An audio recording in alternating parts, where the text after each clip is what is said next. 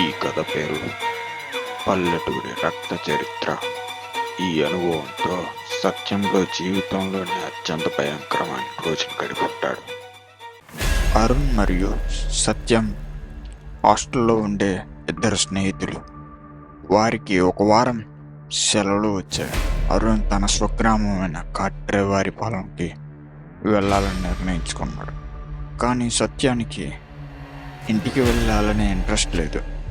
సత్యాన్ని ఒంటరిగా వదిలేయకుండా అరుణ్తో పాటు తన ఊరికి తీసుకెళ్ళడానికి నిర్ణయించుకున్నాడు.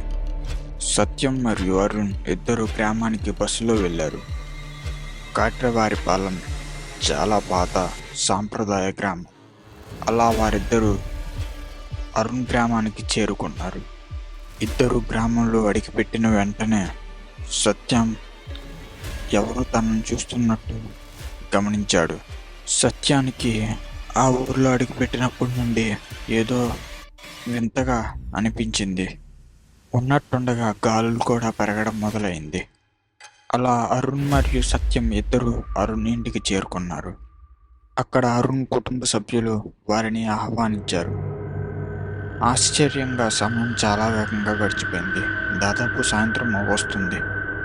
అలా కాసేపు ఇంట్లో గడిపిన తర్వాత సత్యానికి కాస్త విసుగ్గా ఫీల్ అయ్యాడు. అందుకే అరుణ్ని తన ఊరు చూపించమని అడిగాడు. ఆ గ్రామం చాలా చిన్నది కాబట్టి అక్కడ షాపులు లేవు. కాబట్టి పక్క గ్రామానికి వెళ్ళాల్సి వచ్చింది. అప్పుడు సత్యం వారిద్దరూ బైక్ మీద పక్క ఊరికి బయలుదేరారు. అలా వెళ్తుండగా దారి మధ్యలో సత్యం అరుణ్తో పొద్దున జరిగిన సంఘటన వివరించాడు. తనకు ఈ ఊరిలో వచ్చినప్పటి నుంచి ఏదో వింతగా ఫీల్ అవుతున్నానని చెప్పాడు. అప్పుడు అరుణ్ నవ్వుతూ, నీకు ఇక్కడికి రావడానికి ఇష్టం లేదు కదా, అందుకని ఏదో ఒక సాకు వెతకడానికి ప్రయత్నిస్తావు కదా అని అన్నాడు. అప్పుడు సత్యం సీరియస్గా, లేదురా ఏదో ఉంది అని అన్నాడు. అప్పుడు అరుణ్, ఇది వదిలిపెట్టు, రాత్రి 9 తర్వాత ఇంటి నుండి బయటికి రావద్దు. ఇక్కడ ఎవరూ బయట ఉండరు, అందరూ అప్పటికే పడుకుని పోతారు అని చెప్పాడు. అనంతరం వారు తిరిగి ఇంటికి చేరుకున్నారు. భోజనం చేశారు. కానీ సత్యంకి ఇంకా మనసులో అనుమానాలు ఉండడం వల్ల సంతృప్తి కలగలేదు. సమయం గడుస్తూ 8:45 అయింది. కుటుంబ సభ్యులంతా నిద్రకి సిద్ధమయ్యారు. అరుణ్ సత్యం కోసం ఒక బెడ్ను ఏర్పాటు చేశాడు. అరుణ్ కూడా పడుకున్నాడు. కొంతసేపటికి అందరూ గాఢ నిద్రలో ఉండగా సత్యానికి మాత్రం నిద్ర పట్టలేదు. తన మనసులో అనుమానాలు నిద్ర రాక బయటికి వెళ్ళాలని నిర్ణయించుకున్నాడు. అలా ఇంటి నుండి బయటికి వచ్చి రోడ్డు పైన చూశాడు. రోడ్డు అంతా విశాలంగా పొగమంచుతో వీధి లైట్లతో నిండి ఉంది. అంత విశాలంగా ఉంది. అలా రోడ్డు పక్కన ఉన్న ఒక బెంచ్పై కూర్చున్నాడు. రోడ్డు మొత్తం ఖాళీగా ఉంది. ఎవరో కనిపించకపోవడంతో దట్టమైన పొగమంచుతో కమ్మేసింది. వీధి దీపం కాంతిలో సత్యం ఫోన్ తీసి రీల్స్ చూడడం మొదలుపెట్టాడు. కొద్దిసేపటికి సిగ్నల్ వీక్గా ఉండడం వల్ల రీల్స్ బఫర్ అవడం మొదలైంది. ఆ సమయంలో సత్యం అలా రోడ్డు వైపు చూశాడు. అక్కడ ఒక వృద్ధ వ్యక్తి చేతిలో కర్ర పట్టుకుని సత్యం వైపుగా వస్తున్నాడు. అతని వయసు సుమారుగా 70 ఏళ్ళు ఉండొచ్చు. చాలా పాతబడిన కొద్దిగా చిరిగిన బన్నీతో అలా నడుచుకుంటూ వస్తున్నాడు. చేతిలో చిన్న టార్చ్ లైట్ పట్టుకుని అతను సత్యం దగ్గరికి వచ్చి అలా సత్యం పక్కన కూర్చున్నాడు.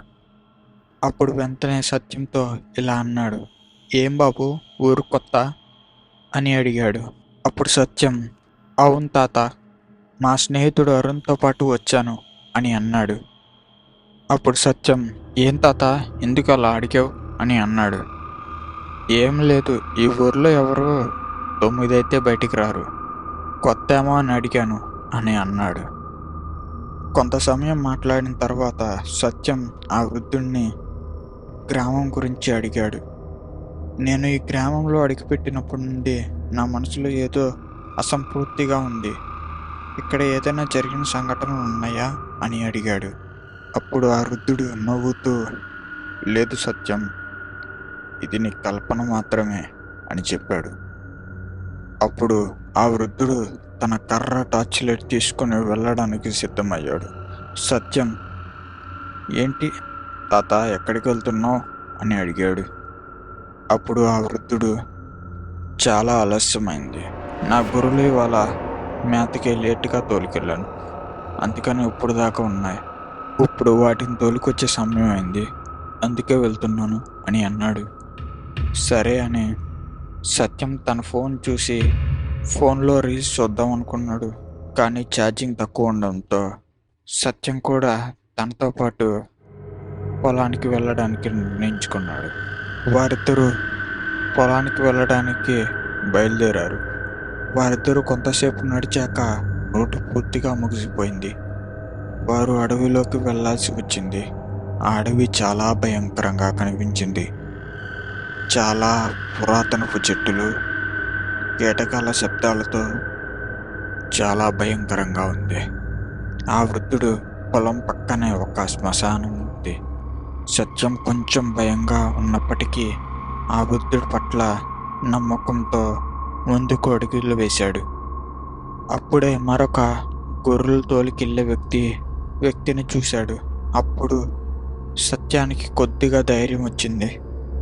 అలా గొర్రెలు తోలుకొస్తుండగా ఆ గొర్రెల్లో గొర్రె శ్మశానం వైపు పరిగెత్తింది. దాంతో ఆ వృద్ధుడు సత్యాన్ని ఆ గుర్రం తోలుకురామని పంపించాడు. సత్యం భయంతో ఉన్నాడు. అతని చేతులు కంపిస్తున్నాయి.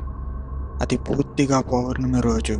సత్యం తను భయపడుతూ ఒక్క అడుగు ముందుకు వేశాడంతే ఆ గొర్రె నట్టుండగా కింద పడిపోయి ముక్కు, చెవులు, నోరులో ఉంచి రక్తం కక్కుని చచ్చిపోయింది. వెంటనే సత్యం భయంతో వెనక్కి తగ్గాడు. అతని గుండె తీవ్రంగా కొట్టుకోవడం ప్రారంభమైంది. వెంటనే అక్కడి నుండి ఆ వృద్ధుడు ఉన్న చోటుకి పరిగెత్తాడు.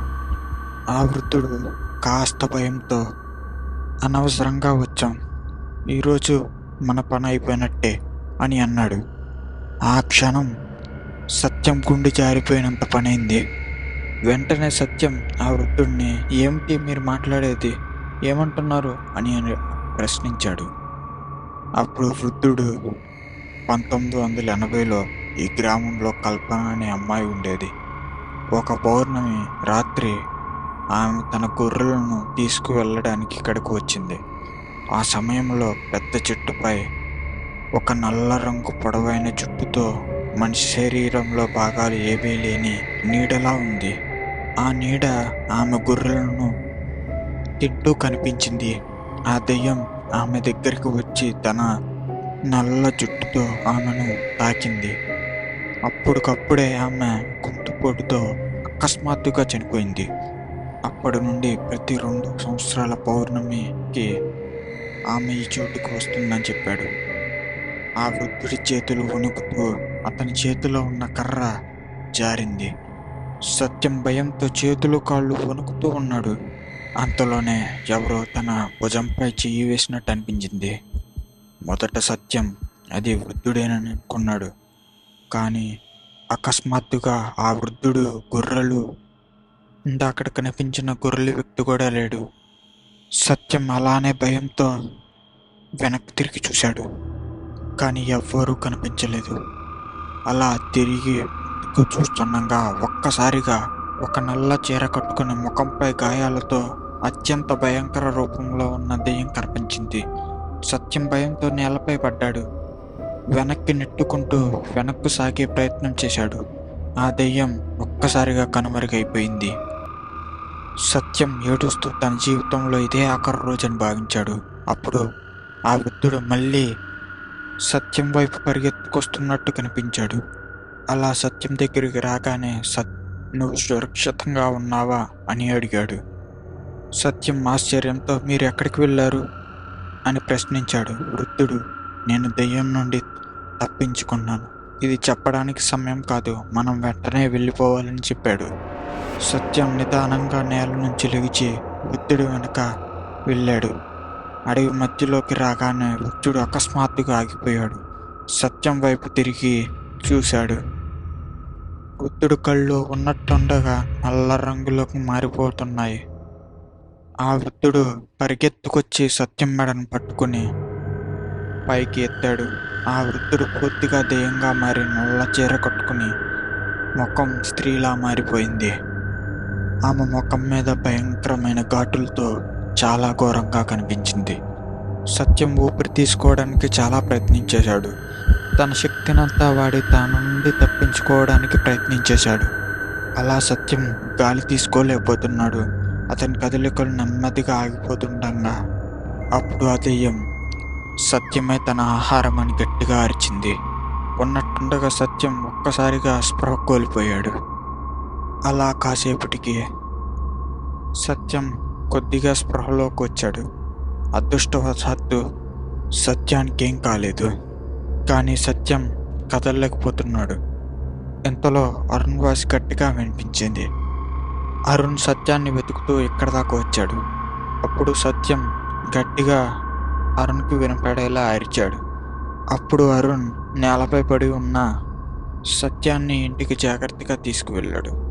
మరుసటి రోజుకి సత్యం చికిత్స ద్వారా కొంచెం కోలుకుని అరుణ్తో కలిసి అలా భయంతోనే తిరిగి కాలేజీకి బయలుదేరాడు. సత్యం ఈ అనుభవాన్ని తన జీవితంలోనే అత్యంత భయంకరమైన రోజుగా భావించాడు. సత్యానికి ఇప్పటికీ తెలియదు ఆ రాత్రి స్పృహ కోల్పోయిన తర్వాత ఏం జరిగిందో.